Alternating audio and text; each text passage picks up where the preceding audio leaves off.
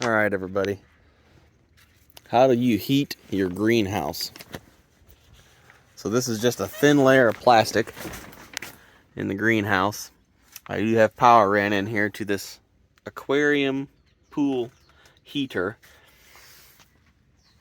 It does, I think, up to 75 gallon, but I got it in a 55-gallon drum. All these are heat sinks, these barrels full of water with black trash bags on those to absorb heat from the sun. This cost like 35 cents a day. I watched Plant Abundance and decided to upscale it.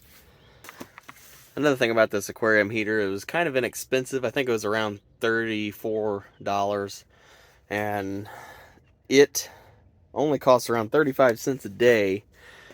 And if it gets hot during the day, I turn it off. Like, I just don't leave it on, because usually it stays relatively hot and the sun will heat the heat sink barrel full of water up for me, and it usually keeps this place around 50 degrees on all nights or more. 35 cents a day. You put it on dusk to dawn, on a timer on dusk to dawn, and it turns itself off during the day when you get them hot days and cool nights.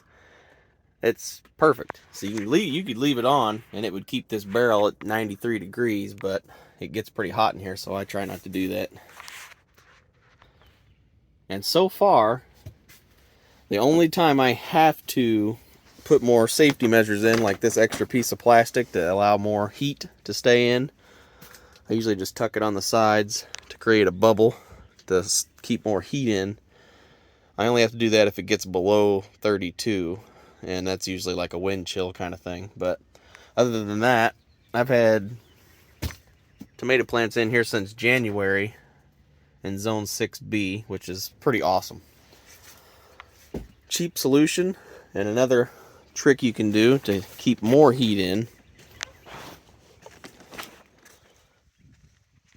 is to just put another little bubble insulation on top, right on the top, because that's where the heat's going to go. And I just put that tarp on to weigh it down.